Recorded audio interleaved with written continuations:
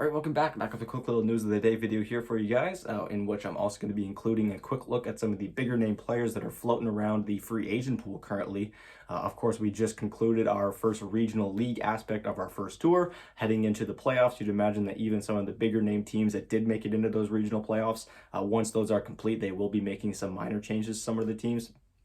But we'll see. But I thought it'd be fun to just take a look at some of the big name players that have been floating around, some of which since TI10, which is pretty exciting. But yeah, starting things off with some actual news. I will say before I get into this, I'm going to be talking about Brame and the tiebreakers. So if you have not seen those tiebreaker matches yet, just skip forward maybe a minute or so.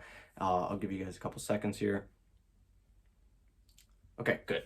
So, Stoneman and leaving Brame, and it couldn't have really been at a more awkward time. It was right around the end of the tour when Brame really needed every win they could get. They got their last series win to make it into those tiebreakers. They were playing in the tiebreakers without Stoneman, who's been such a huge part of their roster to this point. And fortunately for Brame, it worked out. They still made it through those tiebreakers even without him. It would have been a real terrible scenario if they had lost, just because he got scouted out by a tier 1 team, allegedly, right around when they made it through those tiebreakers. But they did make it through. And as for Stoneman, that, as I previously mentioned, there has been rumors that he got some offers from tier 1 teams, which is why he wasn't able to complete the rest of the tour with Brame. What tier 1 teams those were, or if they're true, we don't know yet. A lot of people have been speculating that maybe he's going to be joining Alliance, as Alliance now has an open spot in the support role with Hanskin's departure, and he also did fill in for Alliance in one of those 2 series that Hanskin was not present. So a lot of people are arguing that. A lot of people are arguing against that maybe he wouldn't want to join Alliance because they're doing the opposite of what Brame did, where Brame made it into that upper division, whereas Alliance is heading down to the lower division. But again, the argument there is that Alliance is a much bigger organization, and they'd likely be able to accommodate a salary that is going to make it more worth it for Stoneman to be playing, even if it is in the lower division. But again, we just don't know yet. This is all speculation.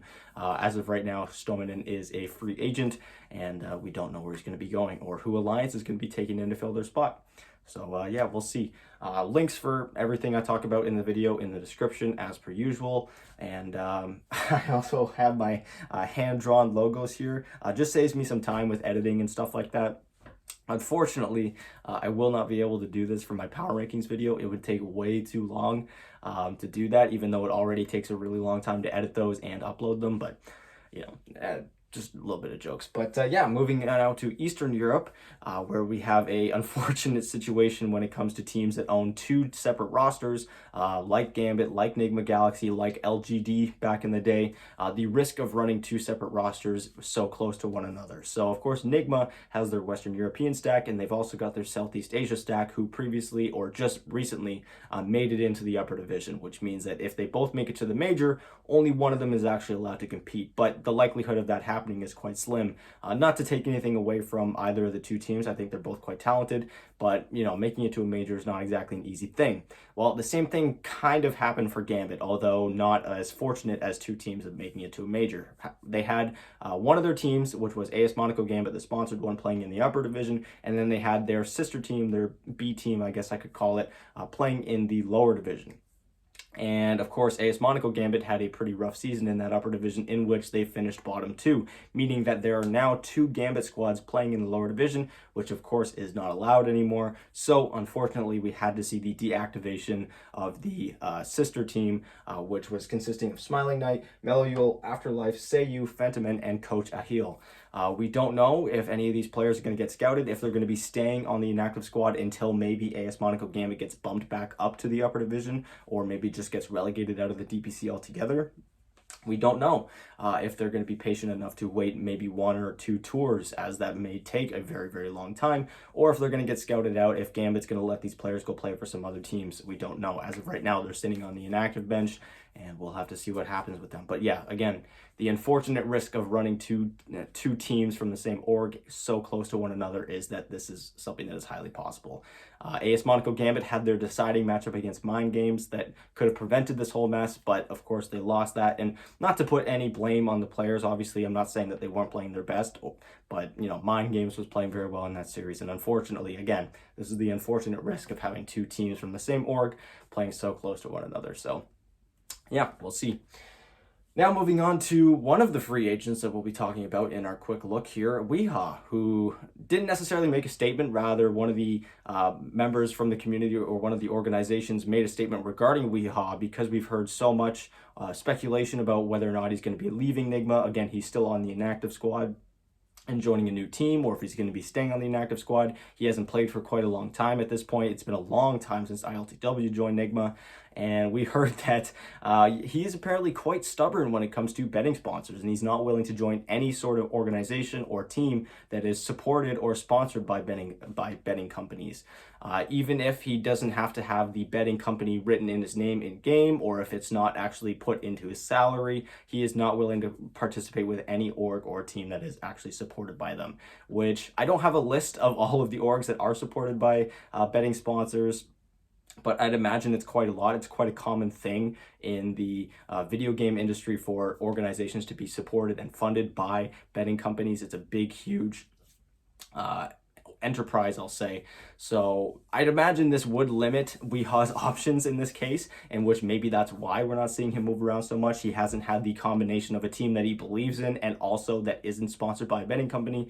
But at the same time, he's also a co-founder of Nigma itself. Maybe he's just waiting around, playing with the team. Maybe the team will call him back up.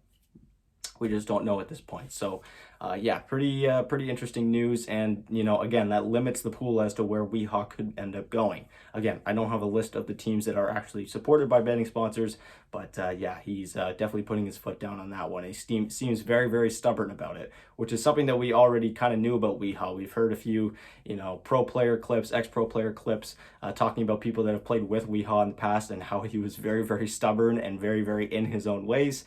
And yeah, this sounds very much like him. So yeah, that leads me now into the last part of this video, taking a quick look at some of the bigger name players that are floating around in the free agent pool currently. Of course, with the conclusion of our first league aspect, the regional league aspect of our first tour. Kicking things off with some of the obvious ones, Fly and Gabby leaving out of Talon. A lot of hype around this team when they first got formed, and then they really struggled to beat some of the bigger name teams in that division, like Polaris, like Ragdoll, like Nigma. And they leave the team, and we don't know where they're going yet. We haven't heard anything about them. A lot of people immediately pointed to maybe him joining Alliance, especially with Hanskin leaving, but we haven't heard anything yet. And for Fly, who just spent an entire tour in the lower division, again, even if he has that increased salary playing with a team like Alliance, I don't know how incentivized he would be to play with a team in the lower division that isn't having a lot of success, isn't having a lot of bright moments. I'm sure for a player like Fly, the end goal is to make it to TI, and so he might end up waiting around to see if a big team has a big offer coming his way. Same thing goes for Gabby. He very likely will end up waiting for a big name team to play, especially after having such a rough season in the lower division. We also have Hanskin, who again just previously left Alliance. Some other members of Alliance who haven't been a part of teams since TI10. We have Limp and S4, who still find themselves as free agents. We haven't heard pretty much anything about these teams, especially, the more surprising one being S4. We don't know if he's going to be retiring, if this is his retirement and he just hasn't said anything about it, or if he's going to be looking to join a new team. It's not uncommon for a player to take a certain amount of time off. One tour seems like enough time to want to jump back into the pro scene, but we just don't know yet. Nor do we know if any team would actually be wanting to pick up these two players. Next up, as I previously mentioned, Wiha previously played on Nigma. We haven't heard anything about whether or not he's going to be returning to the pro scene. He's been streaming a lot, but yeah, as of right now, we don't know where he's going to be going. Some other ones that people haven't really talked about all that much since the roster shuffling came to an end after TI10, that being Ana. Ana is technically still in his retirement. However, there was a lot of credible rumors about him potentially joining Invictus Gaming or trying to join Invictus Gaming during the offseason, which leads me to suspect that, maybe he's not in retirement. Retirement is a very loose word in the Dota 2 pro scene, and the only person that I really had faith in really keeping to his retirement was Jirax, and 2 years later, he's playing for Evil Geniuses now. So again, retirement really doesn't have a whole lot of credibility here. So Ana could very likely end up on a team in this upcoming tour. We just really haven't heard anything about it. Next up, MSS, and this one's a little weird because he's currently filling in for Evil Geniuses. He last played for Quincy Crew at TI10. I remember when he left Quincy Crew, he talked about, being willing to change regions if he needed to join a team or something like that, and then he didn't end up getting picked up. But yeah, he's looked pretty good playing for Evil Geniuses, and with Evil Geniuses looking very, very good since the new year, since he started playing for them, will we see Evil Geniuses keep him around? Is the reason why they're having so much success because they're having a more reliable offlane player playing that role? We don't know yet. Obviously, he was a support player on Quincy Crew when he was there, but he looks very, very good in his role. And I think the decision that Evil Geniuses will end up making about this is going to be a completely player-based decision. It's going to be whether or not the players feel that MSS is the difference maker and was the thing that they were missing, or if their success is just coming together because the actual roster is starting to come together now. And once Nightfall comes back, that roster will be playing much better together as well. Again, no matter what they decide, it'll very likely be the right call. It'll very likely be what the players want. And if they feel that MSS isn't the quite solution or Nightfall wasn't the problem, then they'll end up going with their call. But for now, we don't know where MSS is going to be going. He's still technically a free agent to this point. Another one that we haven't heard a lot of since TI10 is Soxa. Of course, he getting very likely, I'll say, booted from OG. We don't know where he's going to be going. We haven't heard anything about him yet. Still a pretty big name player yet that we haven't heard anything from. Now moving into Southeast Asia, Sam H. previously played on Omega in the last tour. Big name player. Been around a long time. Haven't heard anything about him. He was obviously on Omega before they had their whole match fixing scandal, which turned out to just be the players on the roster, not the org itself. So next up we have Schwan, which I'm hoping I'm pronouncing that right. I haven't actually seen him play in quite a long time because he hasn't played since TI10. He was previously on Fnatic. I thought his showing at TI10 was fantastic. He was one of the best players on their team at that tournament. And I was really surprised to see that he didn't get picked up by any teams. So he's still floating around there. And finally, one of the biggest players who, after leaving his team, the team had the biggest crumble possible, Kaka leaving Invictus Gaming. Man, did that roster crumble. They were one of the best teams in China throughout the entire past year. They looked super, super dominant and super... like they were owning pretty much everything. They won the first major, and even in the second major where they lost in the wildcard stage, they were playing with a stand-in and they still looked really, really good. They sent that to a tiebreaker against Nigma. And then we heard news that, you know, Kaka was going to be leaving, but, you know, it's only one member of the team. They'll likely be able to fix him.